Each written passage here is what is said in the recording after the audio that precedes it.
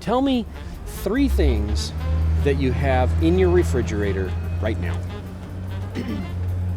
Milk, cheese, eggs. Milk, cheese, and eggs, the basics. The basics, yeah. Milk, a lot. Lots. Eggs. Cheese. I got Yingling, carrots, and some yogurt. Strawberries, leftover frozen pizza, and celery. Pickles. I got like pickled anything. Pickled Pickled anything. beets. I have mayonnaise. I have a little thing of condensed milk.